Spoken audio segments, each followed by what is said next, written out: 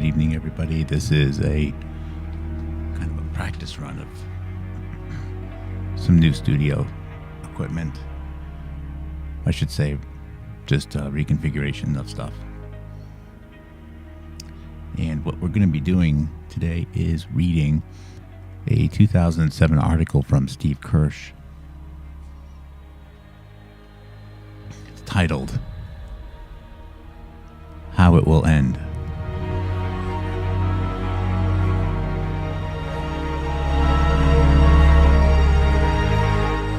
As you can see from the Wayback Machine, it was logged on possibly as early as October 8th, 2007.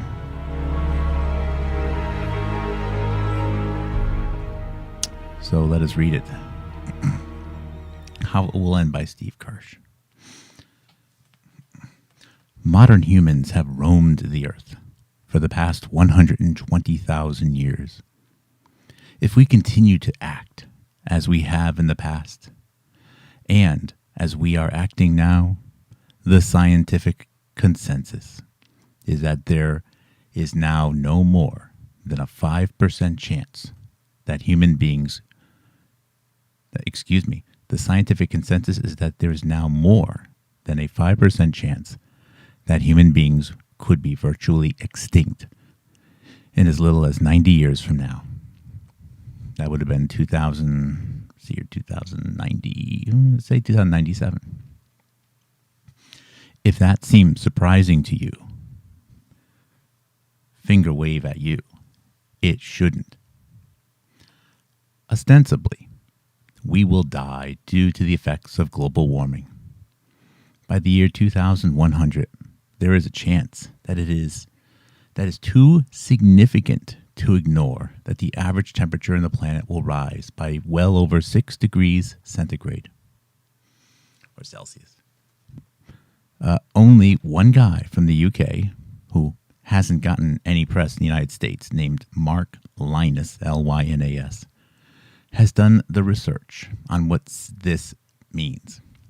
Lynas spent 3 years of his life poring over 10,000 scientific papers and found that, although it doesn't sound like a lot, a 6 degree Celsius temperature will pretty much wipe out just about every life form on the planet, including us. Although IPCC scientists had previously projected that there was a 5% chance of more than a 6.4 degree Celsius warming by 2100, the assumptions on which those projections are based have already been exceeded.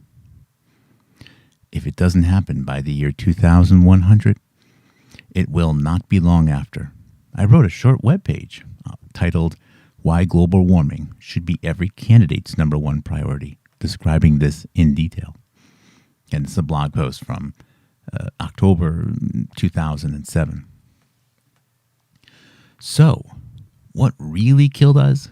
Greed, fear, short-sightedness, and an inability to create a government that serves the public interest. Much as we may hate to admit it, our own government, which we empower to make decisions for us, is essentially no smarter than the frog in Gore's movie. So we mean Al Gore. Special interests, driven by short-term greed, control government decisions in America. Politicians, fearing that they will not be reelected, pay attention to the people who are willing to spend big money to get their way. And despite all the awareness about global warming that has been generated to date, the public is still short-sighted and doesn't demand change. Gotta turn the volume just a bit. That lack of public outrage is why top staffers in the White House complain, and they can't pass even the simplest of measures to combat climate change, such a bill to increase mileage standards for cars.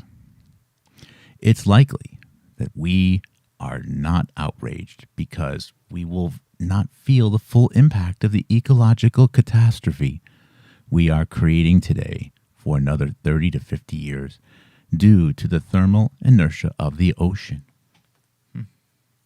Just scroll up a little bit here. The climate changes we are seeing today are just the tip of the iceberg. They are from our emissions from more than 30 years ago. Our emissions today are much higher than 30 years ago, but most people don't know that. They look out the window and think things are fine. It seems just too impossible to believe that we could all be dead in less than 100 years. So we choose to ignore what the scientists tell us. Got to believe those scientists. The most unequivocal and important scientific consensus in our lifetime, and we choose to ignore it. How smart is that? We are also too easily distracted by other seemingly more immediate issues such as terrorism, Iraq, healthcare, and immigration to worry about things such as the survival of humanity. That's Steve Kirsch waving his finger at you. If you're worried about your health, if you're worried about immigrants, you're not focusing on saving the planet. We think we can worry about that later, but we can't. By the time global warming has caused mass devastation, it will be way, way too late to do anything about it. The public can complain all they want, but it will be too late to change anything because the same, quote, time delay, unquote, that has protected us for decades, which is the thermal inertia of the oceans, works the other way to make it impossible to reverse things in time to save us, even if we stopped all greenhouse gas emissions completely. Our environment is like a battleship. It's hard to change quickly in any direction. Today, that direction is getting worse and worse every year at an accelerated pace. By the time we can clearly see the iceberg ahead of us, it's too late to turn the battleship to avoid hitting the iceberg. You think I'm kidding? This is starting to happen already in Australia. Australia is experiencing the worst drought on record, and a lot of areas that haven't had decent rain for 7 years, forcing them to have import food to survive. Australian Prime Minister John Howard doesn't believe in global warming. Howard refused to meet with Al Gore when Al Gore came to Australia, and he continues to believe that destroying the jobs of coal miners would be bad for the Australian economy. So what is his plan? He tells Australians to, quote, pray for rain, unquote. I wish I was joking about this, but I'm not. This brilliant political leadership of denying the science and not ratifying the Kyoto Protocol is costing Australia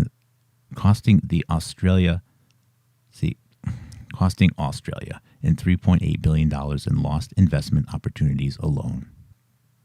76% of Australians think climate change is a major problem. Interesting. Narrator's note, just up above, he said, we can't get climate change fixed because the people aren't asking for it. But here, the people think it's a problem and are asking for it, but now the government's the problem because they're not doing it. I mean, I don't have a particular opinion on this, but which one is it? Okay, let's continue on. Can we be saved? Sure. We still have the time and the opportunity to save ourselves. A single billionaire or a single large foundation could choose to change that outcome. Well, look at how much good a single billionaire or a few non-government organizations served us for COVID-19, Steve Kirsch. Sorry, I shouldn't be interjecting here. It wouldn't cost that much either, about $250 million or so, that is deployed judiciously in shifting public opinion and making it safe for the presidential candidates to take the public interest positions that they should be taking. But that's just not going to happen due to a combination of ignorance and fear. For example, billionaires at companies like Google aren't going to get involved in publicly supporting a candidate for president who could fix these problems because it might upset some shareholders. Exactly. Steve Kirsch called it, why would companies like Google and Microsoft and, well, whoever else ever take a political position and influence things? Why would they ever do that? It's inconceivable. The Gates Foundation isn't going to get involved because there are lots of problems in the world. And they are focused on their core mission under the mistaken assumption that someone else, they have no idea who, is going to have the resources necessary to counter the special interests and save humanity from global warming. Warren Buffett could have saved the planet, but he chose to donate virtually everything to the Gates Foundation. I could go on and on. There is only one foundation I'm aware of, the Doris Duke Charitable Foundation, that has allocated substantial dollars, $100 million, specifically for global warming. Unfortunately, those funds are limited to academic policy research rather than promoting change. Everyone else has a reason for inaction. Can you name just one other prominent CEO in America who publicly echoes Lee Iacocca's frustration with the lack of leadership in America? I can't. So it's highly unlikely to expect any good Samaritan with enough bucks to change things to also have a clear vision of how they can deploy their wealth to save the planet. They seem to be mutually exclusive. However, if we are to be saved, a smart visionary billionaire willing to put up enough dollars to offset the special interest dollars is the most likely savior, since all other options have even lower probabilities. Wow. Well, I'm not going to preach religion here, but if you're looking for a savior, it's not going to be a billionaire. I mean, perhaps a savior could be rich, but if that's your qualifications, we can't expect our next president to save us. For example, all the top candidates for president are afraid of the special interests, and they are not going to take a stand that might upset them because all of them want to maximize their chance of being elected. For example, why piss off the coal union and lose votes if you aren't clearly going to gain more votes than you lose? It's very simple calculation. This is why nobody running for president other than Mike Gravel, who has no realistic chance of winning, has ever talked about replacing a single existing coal plant with a clean, renewable plant. The only way that's going to happen is if some visionary billionaire steps up and offers to make a $50 million independent expenditure for either the candidate or the issue, so that the candidate can actually feel safe taking positions that will be in the public interest, rather than cater to the special interests.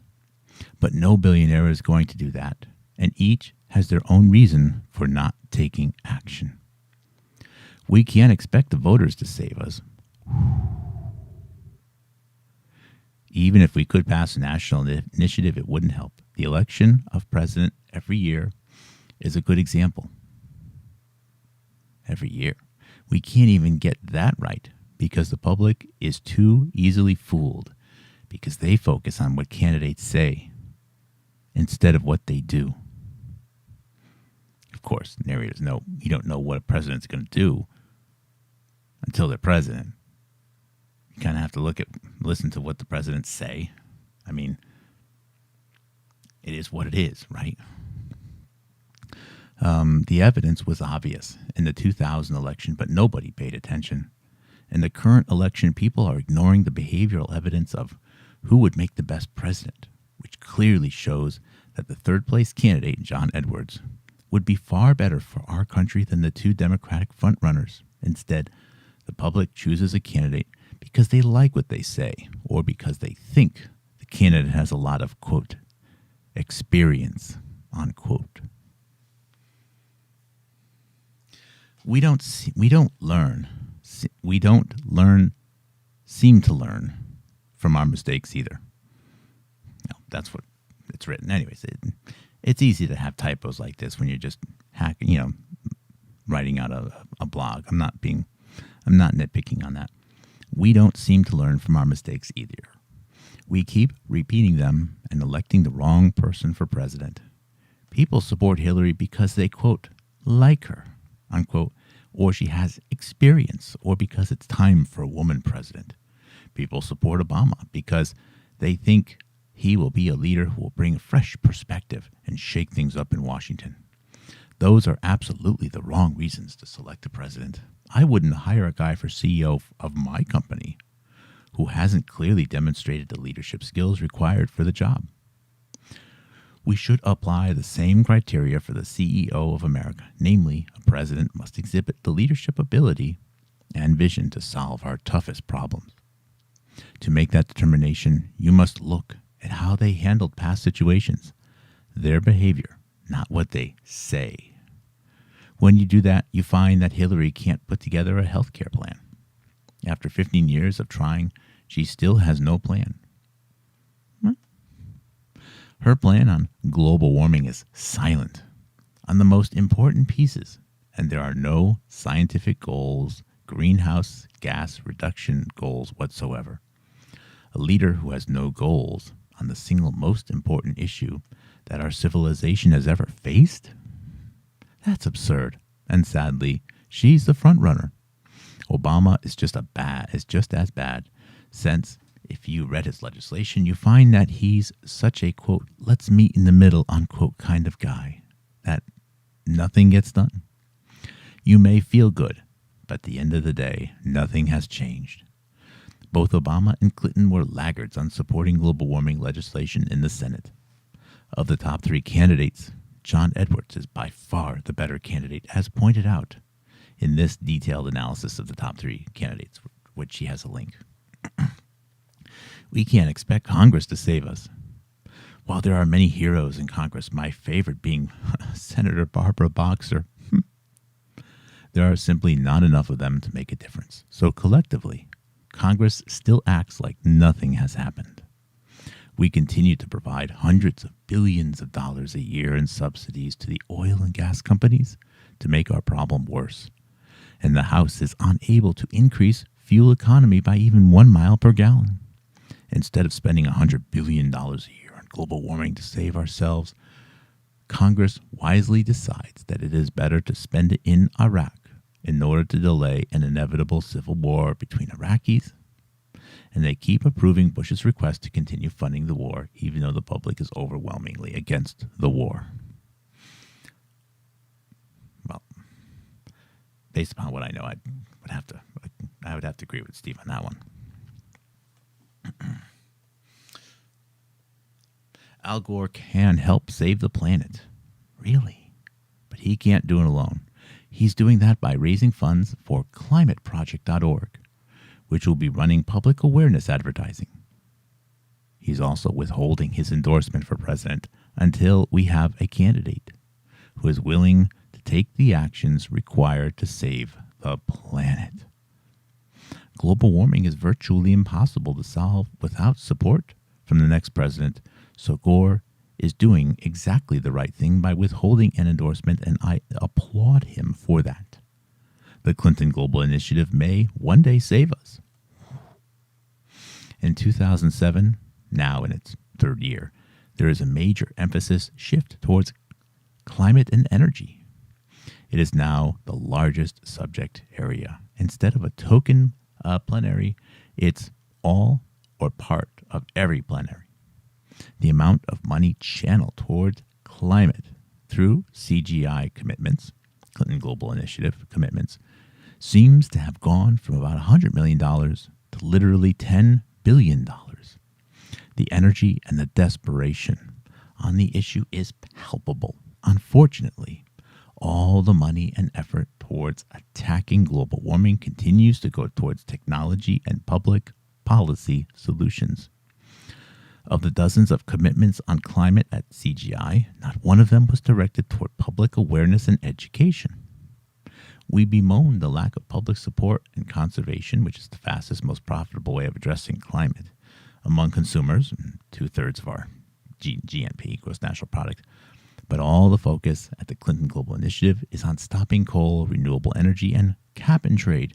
The only exception was that Al Gore and Kathy Zoe, Z-O-I, were there from the Alliance for Climate Protection. Gore gave a rousing talk and a $5 million gift to the Alliance from the Buells, B-U-E-L-L-S, was announced during one of the plenary sessions.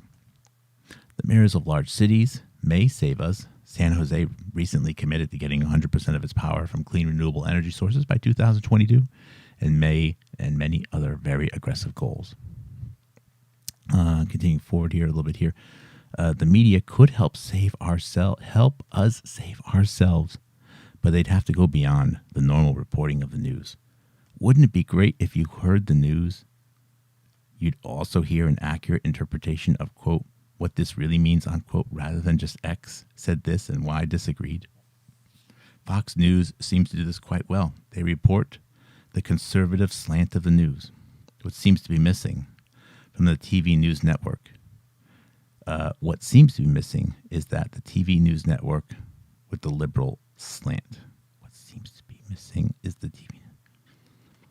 Okay. Well, I guess we don't have enough liberal news, according to Steve Kirsch. Interesting.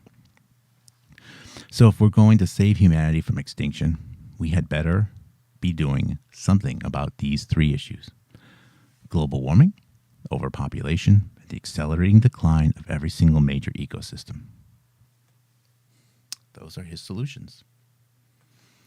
All of these trends are getting worse. None have been reversed at global scale. We need action on all three. He talks about worldwide coal plants. I'm just going to move this along quickly.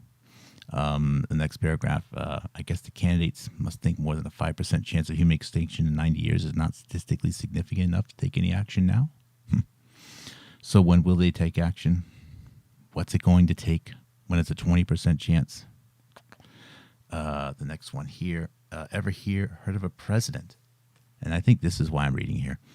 Ever heard a president talk about the fact that the world has way more people than the planet can support? Studies have shown that our planet can only sustainably support at most about 4 billion people.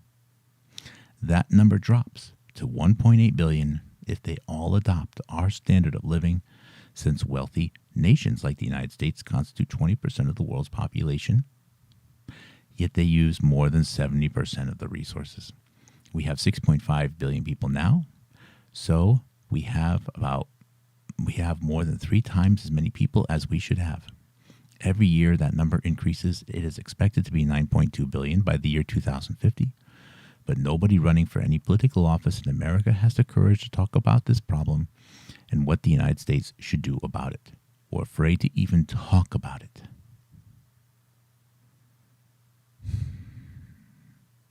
And you could read the rest. You can find it stevekirsch.com/politics/global warming/extinction. I think I just wanted to add is this. Steve Kirsch controls, for reasons which we'll have to research at some point, a lot of the funds which are used to, or a lot of charity funds which are used for elected officials. A lot of it tends to go towards the Democrats within the United States. And I'm not taking a side because the Republicans generally are so spineless that it's disgusting. What I will say, though, is that if Steve Kirsch still believes this, he is saying that everybody on the planet will die if we don't reduce the population. Everybody. He thinks that the chance could be higher than 5%. Everybody will die. Everybody will die if we don't reduce the population. Now, just to be clear, I have to say that could be true. It's a very complex. There are so many variables in the environment. I have noticed, though, that in spite of all of the advances in technology and computing power, I live, 30 miles west of Boston. They still can't get the weather forecast right 24 hours in advance. I mean, it's helpful, but I can't tell you how many times we've gotten snow and said rain and whatever. So who knows? Maybe every human on the planet will die because we haven't reduced the population. Maybe. I don't know. I can't say that's absolutely impossible. Based upon what I've seen, based upon my gut instinct, I think that's highly unlikely. Okay. If that were to be truth, absolute truth, then I suppose we should take actions to reduce the population. I mean, that's makes sense to me if that was true, but I don't think it's true. So should we reduce the population by 50% because a few scientists think it might be true?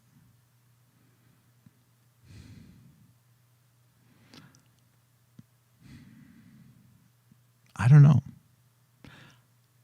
But the bottom line is this. Steve Kirsch controls a lot of political capital or finances which are used to support candidates. And if he still believes it's true, Steve Kirsch was very, very quiet early in the pandemic about the transfections. He was very quiet about the possibility that it was a fake pandemic. And I have a lot of evidence to suggest that, at the very least, it was massively overhyped. And if nobody was measuring anything, nobody would have noticed. Not to mention the fact that there could have been other concurrent epidemics which could have gotten more attention and potentially been addressed, causing even less death. It's a little bit too late right now, though. 50, 70% of the population of the world, I don't know what it is, has already received these shots. How much is that going to impact population growth? I don't know. It's pretty dark thinking, though. It's a pretty dark thought. But if you think you're going to be saved, that's Steve Kirsch. This is just absolutely insane.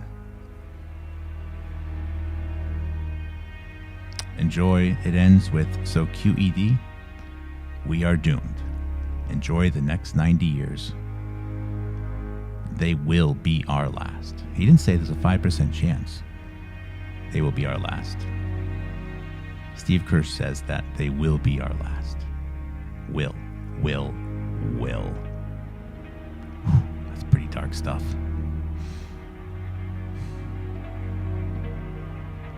By the way, didn't Steve Kirsch have 3 kids? Why does he get to have 3 kids and be in a position to control how many children other people get to have? Is it because waxing your eyebrows just makes you that sexy? Anyways, everyone, this is a little audio check. Hope you enjoyed it. Have a great day. Love you.